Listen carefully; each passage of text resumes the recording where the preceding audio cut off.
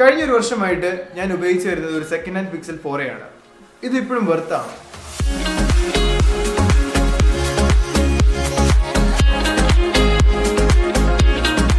So സമയം കളയാതെ നമുക്ക് ഈ ഫോണിന്റെ ഡിസൈനെ പറ്റി സംസാരിച്ചു തുടങ്ങാം. ഈ ഫോണിന്റെ ഡിസൈൻ ഭയങ്കര യൂണീക്ക് ആണെന്ന് വേണമെങ്കിൽ പറയാം. ഇത്രയും ചെറിയ ഫോം ഫാക്ടറിൽ ഒരു ഫോൺ യൂസ് ചെയ്യുന്നത് ആദ്യമായിട്ടാണ്. ഒരു solid single piece plastic build ആണ് വരുന്നത്. അതുകൊണ്ട് ഇത് ഭയങ്കര ലൈറ്റ് വെയിറ്റും പിന്നെ ഭയങ്കര പ്രീമിയം ഫീൽ ചെയ്യുന്ന ഒരു മാറ്റ് ഫിനിഷ് ആണ് വരുന്നത്. പറയുമ്പോൾ എല്ലാം പറയണല്ലോ, മേടിച്ചിട്ട് 2ാം ദിവസം തന്നെ ഹെഡ്ഫോൺ ജാക്കിന്റെ ഇവിടെ ആയിട്ട് ക്രാക്ക് വീണു. പിന്നെ ഒരു പ്രാവശ്യം പോക്കറ്റിൽ ജസ്റ്റ് താഴെ വീണപ്പോൾ തന്നെ എന്റെ സ്ക്രീനിന്റെ അറ്റം പൊട്ടിപ്പോയി. ആ ഒരൊറ്റ സെക്കൻഡ് ഞാൻ തീരുമാനിച്ചു ഇതിന്റെ ബിൽഡ് ക്വാളിറ്റി ഭയങ്കര മോശമായിരിക്കുന്നത്. എന്നാൽ അത് തെറ്റി. കഴിഞ്ഞ മാസം ഈ ഫോൺ എന്റെ കയ്യിൽ നിന്ന് മലന്നിടിച്ച് വീണിട്ട് പോലും ഒന്നും പറ്റിയില്ല. അതും ടാറിട്ട റോഡിൽ. ഞാൻ വിചാരിച്ച അതിന്റെ ഗ്ലാസ് എല്ലാം പോയിട്ട് ഒരു ചില്ലുകൊട്ടാരായി കാണുന്നത്. എന്നാൽ അങ്ങനെയല്ലായിരുന്നു. ഈ ഫോണിന്റെ താഴെയായിട്ട് ചെറിയൊരു ഡാമേജ് വന്നല്ലാതെ വേറൊരു പ്രശ്നം ഉണ്ടായില്ല. സോ എനിക്കിന്റെ ബിൽഡ് ക്വാളിറ്റിയെ പറ്റി എന്ത് പറയണമെന്ന് അറിയത്തില്ല. ഇറ്റ്സ് ഒക്കേഷൻ എന്നാണ് പറയാം. കാരണം അങ്ങോട്ടും ഇല്ല ഇങ്ങോട്ടും ഇല്ല. പിന്നെ ഇതിൽ ഫ്രണ്ട് ഫേസിംഗ് ക്യാമറ വരുന്നത് ഹോൾ പഞ്ച് കട്ടൗട്ട് ആണ്. ആൻഡ് ഇത് വരുന്നത് ലെഫ്റ്റ് സൈഡ് കോർണറിലാണ്. Love that. പിന്നെ ഒരു കുഞ്ഞു ക്യാമറ ബമ്പും ഫ്ലാഷ് ലൈറ്റും വെച്ചുകൊണ്ട് ഒരു സിംഗിൾ ക്യാമറ സെറ്റപ്പ് ആണ് വരുന്നത്. സിമ്പിൾ. 2 സ്പീക്കർ ഗ്രില്ലും പിന്നെ ഇയർ പീസും വെച്ചിട്ട് ഒരു സ്റ്റീരിയോ സ്പീക്കർ സെറ്റപ്പ് ആണ് വരുന്നത്. Of course C type charging ആണ് വരുന്നത്. പക്ഷേ വയർലെസ് ചാർജിംഗ് ഇല്ല കേട്ടോ. ഡ്യുവൽ സിം സെറ്റപ്പ് ആണ് വരുന്നത്. 5G അല്ല 4G LTE ആണ് വരുന്നത്. പിന്നെ ഇതിനകത്ത് ഡ്യുവൽ സിം ആണെങ്കിൽ പോലും ഒരെണ്ണം ഇ സിം ആണ്. ആൻഡ് ഞാൻ കറന്റ് യൂസ് ചെയ്ത് വരുന്നതും ഇ സിം വേരിയന്റ് ആണ്. ബൈ ദ വേ ഇതിൽ പവർ ബട്ടൺ വരുന്നത് ഒരു ആക്സെന്റ് ബട്ടൺ ആണ്. ആരും ശ്രദ്ധിക്കാറില്ല, ഞാൻ പറഞ്ഞെന്നേ ഉള്ളൂ. ഇതിന്റെ ഫിംഗർ പ്രിന്റ് റീഡർ വരുന്നത് പുറകിലാണ്. ആൻഡ് ഇതിന് ഒത്തിരി ഫംഗ്ഷനാലിറ്റീസ് ഉണ്ട്. നമുക്കിത് സ്വൈപ്പ് ഡൗൺ ചെയ്യാൻ പറ്റും നോട്ടിഫിക്കേഷൻസ്. ആൻഡ് ഇതിന് പ്ലേസ്മെന്റ് വരുന്നത് പുറകിലാണ്. അത് ഭയങ്കര കൺവീനിയന്റ് ആണെന്നാണ് എൻ്റെ ഒരു പേഴ്സണൽ ഒപ്പീനിയൻ. ഇപ്പോഴത്തെ പവർ ബട്ടൺ വരുന്ന ഫിംഗർ പ്രിന്റ് റീഡർ ആണെങ്കിലും ഓൺ സ്ക്രീൻ വരുന്ന ഫിംഗർ പ്രിന്റ് റീഡർ ആണെങ്കിലും എനിക്ക് പുറകെ വരുന്നതാണ് ഏറ്റവും ഇഷ്ടം. ഈ വീഡിയോ കാണുന്ന പകുതി പേർക്കെങ്കിലും അറിയാം, പിക്സൽ എന്ന് പറയുമ്പോൾ നമ്മൾ ഒരിക്കലും അതിന്റെ ഹാർഡ്വെയർ അല്ല ഫോക്കസ് ചെയ്യുന്നത്. ഓഫ് കോഴ്സ് സോഫ്റ്റ്വെയർ ആണ്. സോ ഒട്ടും വൈപ്പിക്കാതെ തന്നെ നമുക്ക് സോഫ്റ്റ്വെയറിലേക്ക് പോകാം. ആദ്യം തന്നെ ഈ ഫോണിന്റെ അൺലോക്കിംഗ് ഭയങ്കര സാറ്റിസ്ഫൈങ് ആണ്. Just pixel things. അതായത് നമ്മുടെ ഫിംഗർ പ്രിന്റ് റീഡർ വരുന്നത് പുറകിലാണെന്ന് ഞാൻ പറഞ്ഞല്ലോ. നമ്മൾ ഫിംഗർ പ്രിന്റ് വെച്ചാണ് അൺലോക്ക് ചെയ്യുന്നതെങ്കിൽ ഫിംഗർ പ്രിന്റ് റീഡറിന്റെ പാരലായിട്ട് അവിടെ നിന്നായിരിക്കും ആനിമേഷൻ ബൂം ചെയ്ത് അൺലോക്ക് ആവുന്നത്. അതുപോലെ തന്നെ നമ്മൾ ഓൾവേസ് ഓൺ ഡിസ്പ്ലേ ഓൺ ആക്കിയിട്ടിട്ട് പവർ ബട്ടൺ വെച്ചിട്ട് നമ്മൾ സ്വിച്ച് ചെയ്യുമ്പോൾ, അതായത് ഓൾവേസ് ഓൺ ഡിസ്പ്ലേയിൽ നിന്ന് നമ്മൾ ലോക്ക് സ്ക്രീനിലേക്ക് വരുമ്പോഴത്തേക്കിനും പവർ ബട്ടണിൽ നിന്ന് ആനിമേഷൻ ഓൺ ആയി വരുന്നതായിട്ട് നമുക്ക് കാണാൻ പറ്റും. ഇതൊക്കെ പിക്സലിൽ മാത്രമേ ഞാൻ ശ്രദ്ധിച്ചിട്ടുള്ളൂ. വേറെ ഫോൺസിലുണ്ടെങ്കിൽ നിങ്ങൾ താഴെ കമന്റ് ബോക്സിൽ ഇടുക. ഓക്കെ, ഓൾവേസ് ഓൺ ഡിസ്പ്ലേയുടെ കാര്യം പറഞ്ഞപ്പോഴാണ് ഇതിൽ വരുന്നത് 5.8 ഇഞ്ചസിന്റെ ഒരു OLED ഡിസ്പ്ലേ ആണ് വരുന്നത്. അതുകൊണ്ട് തന്നെ ഇതിനകത്ത് ഓൾവേസ് ഓൺ ഡിസ്പ്ലേ അടിപൊളിയായിട്ട് സപ്പോർട്ട് ചെയ്യും. ആൻഡ് ഇത് ഓരോ വർഷമായിട്ട് ഇമ്പ്രൂവ് ചെയ്ത് ഇപ്പോൾ ആൻഡ്രോയിഡ് 13 വരെ നിൽപ്പുണ്ട്. ഇപ്പോൾ നമുക്ക് ലേറ്റസ്റ്റ് ആയിട്ട് കിട്ടുന്ന ഓൾവേസ് ഓൺ ഡിസ്പ്ലേക്കകത്ത് വലിയ ചേഞ്ചസ് ഒന്നുമില്ല. എന്നാലും സ്റ്റോക്ക് ആൻഡ്രോയിഡിന്റെ ഏറ്റവും സിംപിളസ്റ്റ് ഓൾവേസ് ഓൺ ഡിസ്പ്ലേ ആണ് നമുക്ക് ഇതിൽ കിട്ടുന്നത്. And I love that. Because ഒരു ഓൾവേസ് ഓൺ ഡിസ്പ്ലേ എന്ന് പറയുമ്പോൾ പവർ കൺസ്യൂമിങ് ഭയങ്കര കുറവായിരിക്കണം. അതുപോലെ തന്നെ നമുക്ക് നോക്കുമ്പോൾ എല്ലാ ഇൻഫർമേഷൻ കിട്ടണം.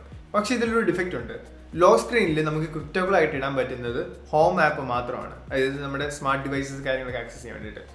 ഇവിടെ നമുക്ക് ബാക്കി ഫോൺസിൽ കാണുന്ന പോലെ ക്യാമറ ആപ്പോ അങ്ങനത്തെ എമർജൻസി കോൺടാക്റ്റോ ഒന്നും ഇടാൻ പറ്റുന്നില്ല. അത് എന്തുകൊണ്ടാണെന്ന് എനിക്ക് ഇതുവരെ മനസ്സിലായിട്ടില്ല. പക്ഷെ നമുക്ക് പവർ ബട്ടൺ കസ്റ്റമൈസ് ചെയ്ത് ആ ഓപ്ഷൻസ് ഒക്കെ ഇടാൻ പറ്റും. ഞാനിപ്പോൾ ഇട്ടിരിക്കുന്നത് ഗൂഗിൾ അസിസ്റ്റന്റ് ആണ്. അതായത് പവർ ബട്ടൺ ലോങ് പ്രസ് ചെയ്ത് കഴിഞ്ഞാൽ താഴെ ഗൂഗിൾ അസിസ്റ്റന്റ് ഒവേക്ക് ആവും. ഫോൺ അൺലോക്ക് ചെയ്ത് കഴിയുമ്പോഴത്തേക്കും നമ്മൾ സ്ക്രീനിന്റെ ബ്യൂട്ടി ആസ്വദിക്കുന്ന മുമ്പായിട്ട് തന്നെ നമുക്ക് ഫസ്റ്റ് തോന്നുന്നത് ഇതിന്റെ മുകളിലുള്ള ഗ്രേഡിയന്റ് ആണ്.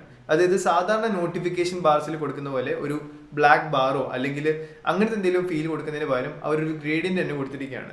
ആൻഡ് ചില സമയത്ത് ഇത് ഒത്തിരി സ്ക്രീനിലേക്ക് കയറി വരുന്നതായിട്ട് എനിക്ക് ഫീൽ ചെയ്യുന്നുണ്ട്. അതൊരു സ്ക്രീൻ ഡാമേജ് പോലെയാണ് എനിക്ക് പേഴ്സണലി ഫീൽ ചെയ്യാറുള്ളത്. അത് അത്രയ്ക്കും സൂത്തിങ് ആയിട്ട് എനിക്ക് തോന്നിയില്ല. പിന്നെ ഇതിൽ മീഡിയ കൺസംഷൻ ഭയങ്കര റെയർ കേസിൽ മാത്രം നല്ല അടിപൊളിയായിട്ട് തോന്നുന്നുണ്ട്. കാരണം ഇതിൽ ബ്രൈറ്റ്നസ് ലെവൽ കുറവാണ്, അതുപോലെ തന്നെ സ്പീക്കർ ലെവലും കുറവാണ് കമ്പാരിറ്റീവ്ലി ബാക്കി ഫോൺസ് വെച്ച് നോക്കുമ്പോഴത്തേക്കിനും. ഒരു ഇൻഡോർ കണ്ടീഷനകത്ത് ഭയങ്കര സൈലന്റ് എൻവയൺമെന്റ് ആണെങ്കിൽ മാത്രമേ നമുക്കൊരു അടിപൊളി ഫീൽ കിട്ടാറുള്ളൂ. പിന്നെ ഓഫ്കോഴ്സ് സ്റ്റോക്ക് ആൻഡ്രോയിഡ് എന്ന് പറഞ്ഞു കഴിഞ്ഞാൽ തന്നെ UI ആണ്. Most simplest UI ever. ഇത്രയും സിംപിൾസ്റ്റ് UI ആയതുകൊണ്ട് തന്നെ 2020 പ്രോസസ്സറായ 730G സ്മൂത്ത് ആയിട്ടാണ് ഇത് വെച്ച് റൺ ആവുന്നത്.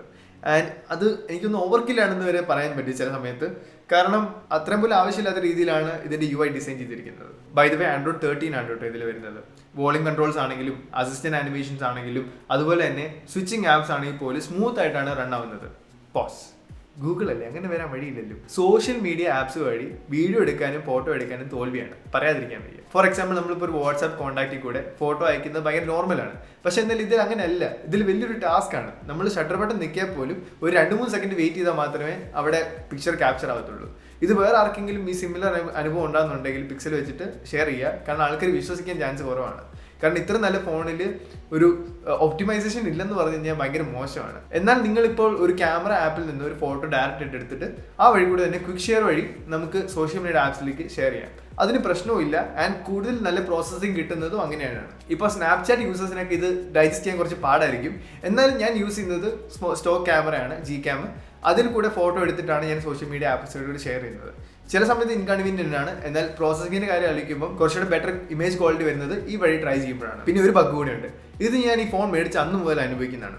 നമ്മളിപ്പോൾ ഒരു ഫോൺ കോളിലോ അല്ലെങ്കിൽ വേറെ എന്തെങ്കിലും ഒരു ടാസ്ക് പാട്ട് കേൾക്കുകയോ അങ്ങനെ എന്തെങ്കിലും ചെയ്യുമ്പോഴത്തേക്കും ചില സമയത്ത് മാത്രം നമ്മൾ ഒരു ആപ്പ് ക്ലോസ് ചെയ്യുമ്പോഴത്തേക്കും നമ്മുടെ ഹോം സ്ക്രീനിൽ അത് സ്റ്റക്ക് ആയിട്ട് എടുക്കും. ഇതെനിക്ക് നിങ്ങളെ കാണിക്കാൻ പറ്റത്തില്ല, കാരണം ഇത് അപൂർവങ്ങൾ സംഭവിക്കുന്നതാണ്. എന്നാൽ നമുക്ക് അത് അക്സെപ്റ്റ് ചെയ്യാൻ പറ്റത്തില്ല ഇങ്ങനത്തെ ഒരു ഫോണിൽ.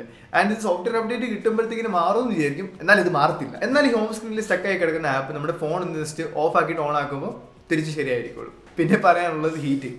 പിക്സൽ ആണെന്ന് കേൾക്കുമ്പോൾ തന്നെ ആൾക്കാർ ചോദിക്കുന്നതാണ് ഹീറ്റിംഗ് ഉണ്ടെന്നുള്ള സംഭവം. പക്ഷെ എന്നാൽ എനിക്ക് അത്രയ്ക്ക് ഹീറ്റിംഗ് ഉണ്ടെന്നായിട്ട് എനിക്ക് തോന്നിയില്ല. എന്നാൽ ഒരു സിറ്റുവേഷനുണ്ട്. അതായത് ഞാൻ ഇടയ്ക്ക് പാർട്ട് ടൈം വേണ്ടി പഠിപ്പിക്കാൻ പോകുന്നുണ്ട് ഒരു സ്കൂളിൽ. അവിടെ 3ാമത്തെ നിലയിലാണ് ക്ലാസ് വരുന്നത്. അവിടെ ഒടുക്കത്തെ വെയിലാണ്. ആ ഒരു സിറ്റുവേഷനിൽ ഈ ഫോൺ തിളയ്ക്കും.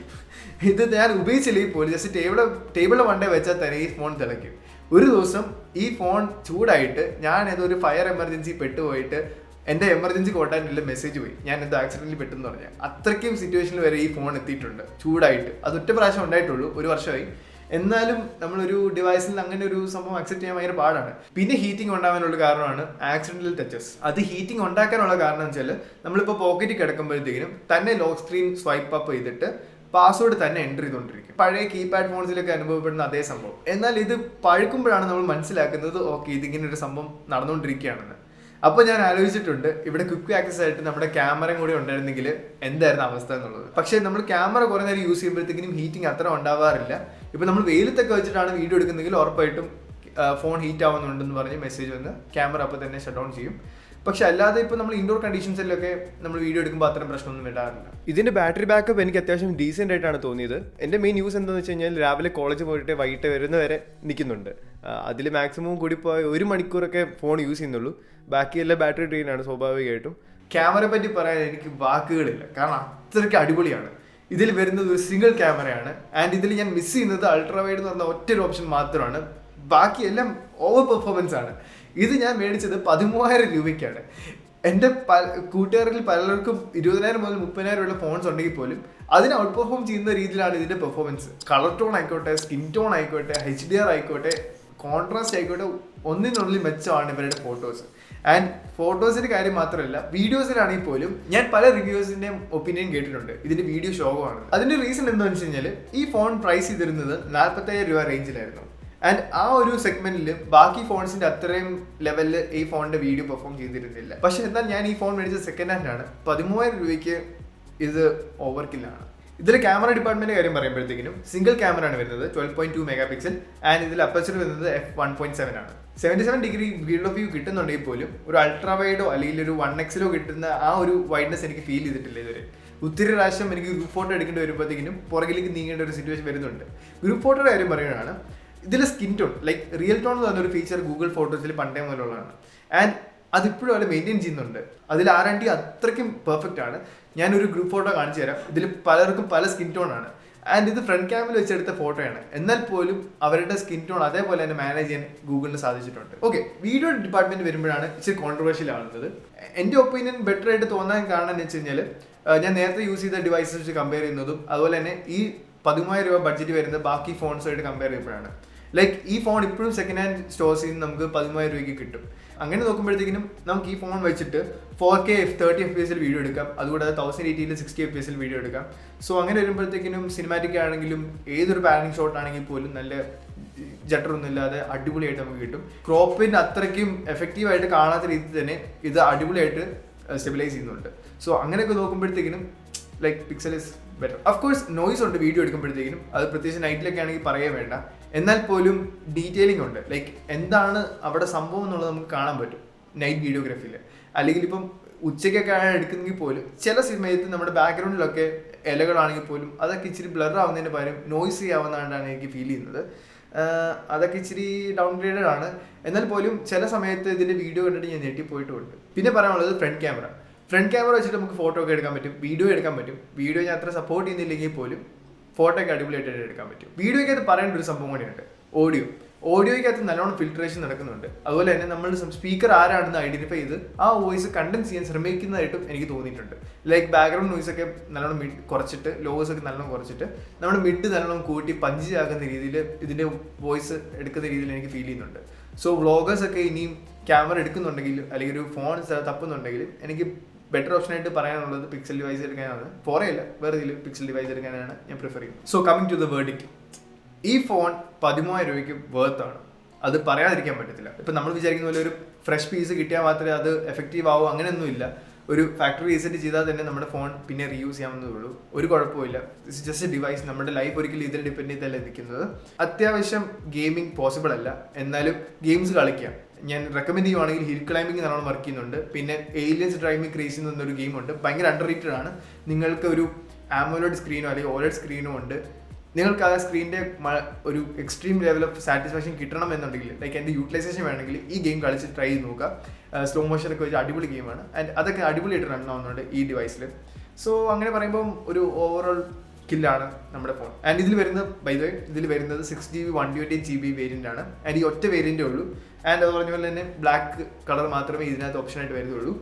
സോ പറയുമ്പോഴത്തേനും ഈ ഒരു 128GB വേരിയൻറ്റ് നഷ്ടമാണോ എന്ന് ചോദിച്ചു കഴിഞ്ഞാൽ ഒരിക്കലും അല്ല. കാരണം ഇതിൽ അൺലിമിറ്റഡ് സ്റ്റോറേജ് ആണ് വരുന്നത്. ആൻഡ് ഇത് പിക്സൽ 5 ശേഷം അവർ ഡിസ്കണ്ടിന്യൂ ചെയ്തു. സോ ചുരുക്കം ചില ഡിവൈസിൽ മാത്രമേ ഇപ്പം അൺലിമിറ്റഡ് ക്ലൗഡ് സ്റ്റോറേജ് കിട്ടുന്നുള്ളൂ. സോ ഇത് മേടിച്ച് വെക്കുന്നത് എന്തുകൊണ്ട് നല്ലതായിരിക്കും. നമുക്കൊരു ഹാർഡ് ഡ്രൈവ് പോലെ കൊണ്ടു നടക്കാം. ആൻഡ് ഈ സപ്പോർട്ട് എത്ര നാൾ കാണുമെന്ന് എനിക്കറിയത്തില്ല. എന്തായാലും എനിക്കിപ്പോഴും അൺലിമിറ്റഡ് സ്റ്റോറേജ് കിട്ടുന്നുണ്ട്. സോ എന്തുകൊണ്ടാണ് ഞാൻ ഈ വീഡിയോ ചെയ്യുന്നത്? ഒന്നാമത്തെ റീസൺ എന്താണെന്ന് വെച്ച് കഴിഞ്ഞാൽ എനിക്ക് ഫോൺ ഭയങ്കര ഇഷ്ടമാണ്. ഇത് മേടിച്ച് യൂസ് ചെയ്തപ്പോൾ എനിക്ക് തോന്നിയതാണ് ഈ ഫോൺ ഇപ്പോഴും വെർത്ത് ആണെന്നുള്ളത്. ലൈക്ക് 2023 ഈ ഫോൺ നമുക്ക് റെക്കമെൻഡബിൾ ആണ്. എന്നാൽ അതിനേക്കാൾ ഉപരി ഞാൻ ഈ ഫോൺ സ്വിച്ച് ചെയ്യാൻ പോവാണ്. ഒരു വർഷത്തിൽ കൂടുതലായി അപ്ഡേറ്റഡ് ആവണം എന്ന് എനിക്ക് തോന്നലുണ്ടായി. കാരണം ഇതിൻ്റെ സോഫ്റ്റ്വെയർ അപ്ഡേറ്റ് തീർന്നു, സെക്യൂരിറ്റി പാച്ച് തീർന്നിട്ടില്ല, സോഫ്റ്റ്വെയർ അപ്ഡേറ്റ് തീർന്നു. സോ ആൻഡ്രോയിഡ് 14 സ്വിച്ച് ചെയ്യാൻ വേണ്ടിയിട്ടും ഡിവൈസ് അപ്ഗ്രേഡ് ചെയ്യാൻ വേണ്ടിയിട്ടുമായിട്ട് ഞാനൊരു ഫോൺ എടുത്തു. ഇതിനെപ്പറ്റി ഒരു വീഡിയോ വരുന്നതായിരിക്കും. Stay tuned and good bye.